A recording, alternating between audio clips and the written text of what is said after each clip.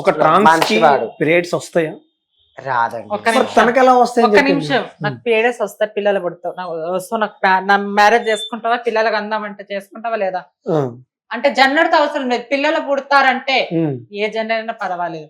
So ఆమె periods అవుతుందంటే ఒకవేళ నెల అవ్వాలంటే ఒక స్త్రీ గర్భం, ఫస్ట్ ఆఫ్ ఆల్ గర్భం ఉండాలి.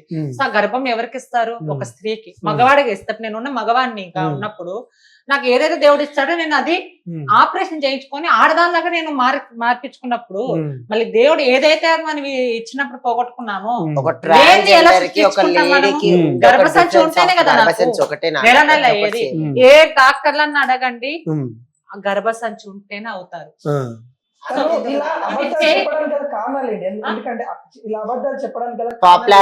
పాపులారిటీ మీడియా స్టన్ కోసం పిచ్చి. అంటే తను అసలు మన తెలంగాణకు రావడానికి కారణం పొలిటికల్ పరంగా అంటున్నారు, లేకపోతే బిజినెస్ పరంగా పొలిటికల్ ఎవరో ఉన్నారండి, వాడు ఎవడో బయటికి రావట్లేదు. సో ఏంటో అసలు అమ్మాయి కూడా వాళ్ళ మేనేజర్స్ కూడా దాపెడుతున్నారు చాలా, ఎవడో ముఖ్యంగా ఉన్నారు నిజంగా.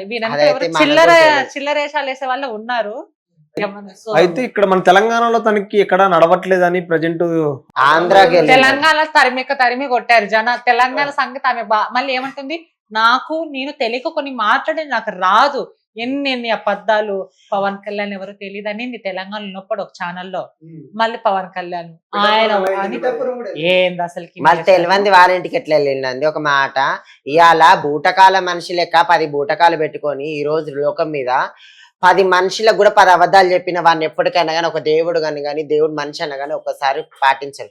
ఈ రోజుకి ఒక అబద్ధం చెప్తుంటే వీడిని దేవుడు మనిషి అని ఎట్లా నమ్మాలి? ఇప్పుడు ఒక నిమిషం ఒక్క మాటలో నేను అందరికి ఒక ప్రశ్న, ఇన్ని మహిమలు చూపించాను, నాకు నిజంగా నాకు మహిమలు వస్తాయండి అని నేను పీఠం వేసుకుని కూర్చుంటే భక్తులు రారా? వస్తారా? ఆ టాలెంట్ ఉంది మీ దగ్గర, ఆ టాలెంట్ ఉంది. కానీ ఈ టాలెంట్ నేను నా పర్సనల్ గా తీసుకోకుండా ఇది ఫేక్, నమ్మకండి అని ఎందుకు నేను ప్రజల్లో చాలా మంది గురూజీలుగా ఫోన్ చేసి శభాష్ తల్లి, ఏదైతే ఇప్పుడు ఇష్యూ నడుస్తుందో ఇలాంటి మూఢనమ్మక, నేను దయ్యం ఉంది, దేవుడు ఉన్నాడు, సో పూర్తిగా లేదని నేను అన్నాను. కానీ ఇలాంటి వేషధారణ వేసుకొని వచ్చి చేసే వాళ్ళని, డూప్లికేట్ వాళ్ళని మా కమ్యూనిటీలో కూడా మీసాలు గడ్డలు కొట్టుకొని చీర కట్టుకొని కూడా మగవాళ్ళు ఉన్నారు. సో నేను ఆమెను ఒక్కనే అనట్లేదు కదా, బాబాలను అంటున్నా, ప్రతి ఒక్కరిని అంటున్నా, మా దాంట్లో కూడా వేషాలు వేసుకునే వాళ్ళు ఉన్నారు. సో అన్ని దాంట్లో కూడా తప్పే ఉంది. ఇంకోటి, ముత్యాలమ్మ టెంపుల్ దగ్గర ఆత్మార్పణ చేసుకుంటారని తను డేటు సమయంతో సహా చెప్పింది.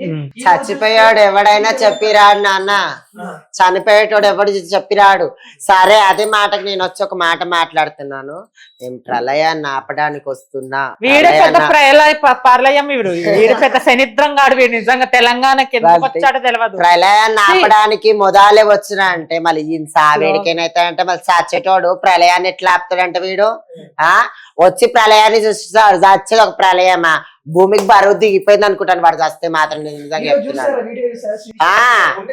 అది ఆరెంజ్ జ్యూస్ అని అంటున్నారు. మళ్ళీ ఆరెంజ్ జ్యూస్ మళ్ళీ నిజంగా పెట్రోల్ ఆడు దొంగ బాబాగాడు, దొంగ ఆరెంజ్ జ్యూస్ అంటున్నారు అందరూ.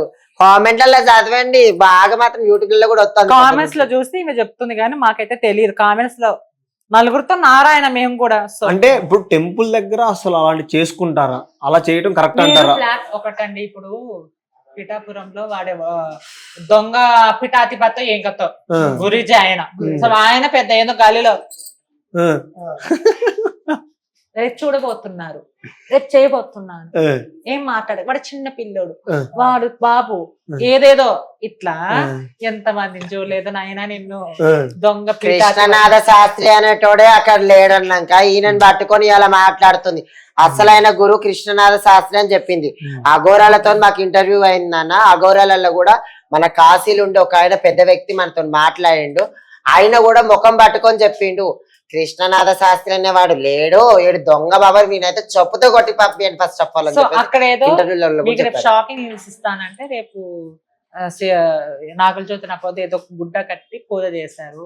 సో ఇక్కడ ఏమైందంటే శ్రీకాళహస్తిన శ్రీకాళహస్తిలో వెళ్ళినప్పుడు వాళ్ళు అక్కడ కొన్ని సాంప్రదాయాలు ఉంటాయి, మీరు బట్టలు వేసుకొని రావాలి అమ్మ అంటే. ఒక మాట, ఏ గుళ్ళో గానీ ఎప్పుడైనా కూడా మడిగట్టు అని చెప్పేసి ఒక పద్ధతి ఉంటుంది. అయితే గుడికి వెళ్ళాలంటే మడి కట్టుకుని వెళ్ళాలి నాన్న. అసలు జీన్స్ ఏ గుళ్ళో కాదు, మన ఇంట్లో కేరళలో అనంత పద్మస్వామి గుడికి పోయి దర్శనం చేసుకురాపో మనం. అప్పుడు నగర్ అంట ఏంది కేదార్నాథ్ కాదు, కేరళ అనంత పద్మస్వామి. అంటే ఛాలెంజ్ అంటే అక్కడ నియమాన్ని ఒకసారి వెళ్ళాను. మనం ఏ శారీ కట్టుకున్నా కానీ ఎంత కానీ అక్కడ వైట్ శారీ. సో మన దగ్గర వైట్ లేకపోతే వైట్ పంచ్ ఉంటది. స్త్రీలను 50 రూపీస్ కట్టుకుని అక్కడ ఒక్కొక్క చోట ధర్మం ఉంటది. అమ్మ మీరు కొంచెం బట్టలు, నన్ను బట్టలు వేసుకురామంటావు, ఏంది మీది ఆపుకుంటావా? అది అఘోర కాదు, వాడు ఒక వాడు ట్రాన్స్జెండర్ పౌరు. ఏం చూసుకుంటావా? పోలీసుల ముందు ఏం చేసుకుంటావు? నేను కట్టుకున్నాని దబా దబా దబా దబా దబా దబా పెట్రోల్ పోసుకుంటే బెదిరిస్తున్నాడు వీడు. చట్టాలు ఏం చేస్తున్నాయి, పోలీసులు ఏం చేస్తున్నారు, ప్రభుత్వాలు ఏం చేస్తున్నారు, మనుషులు ఏం చేస్తున్నారు? మళ్ళీ హైలైట్ ఈ గవర్నమెంట్ మాత్రం చాలా మన తెలంగాణ ఆంధ్రానా కావచ్చు, ప్రతి ఏ రాష్ట్రంలో కానీ రెండు రాష్ట్రాల వాళ్ళని నేను చెప్తున్నాను ఒక మాట. ఇలాంటి వాళ్ళని సపోర్ట్ ఇచ్చి ఇంకా బయటికి పంపిస్తున్నారు కదా, హ్యాట్స్ ఆఫ్ అండి. గల్లీకి ఒక బాబా పుడతాడు, ఇంటికి ఒక బాబా పుడతాడు, రోజుకి ఒక బాబా పుట్టి ఆమె చెప్పింది కదా, అమ్మ నాన్న నరికి వాళ్ళ శవాల మీద చనిపోయిన తర్వాత చేస్తారంటే ఈ రోజు లేపట్లా చచ్చిపోవడం నరికి కూడా చేస్తున్నారు.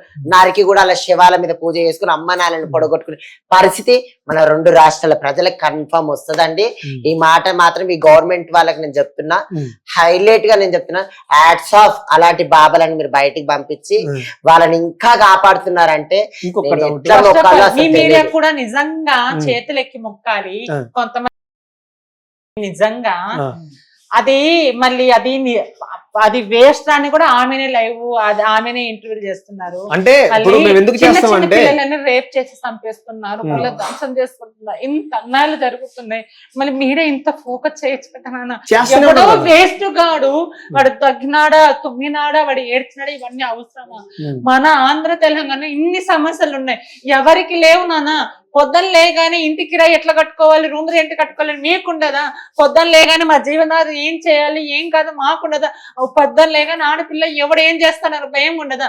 ఈ సమస్యలు ఇన్ని సమస్యలు మనకుండగా మధ్యలో ముత్యాలమ్మ టెంపుల్ ధ్వంసం చేసిన వాడిని శిక్ష పడేటట్లు చూడుకోకుండా మళ్ళీ అది మర్చిపోయేటట్లు చేసి ఈ టాపిక్ అవసరమా?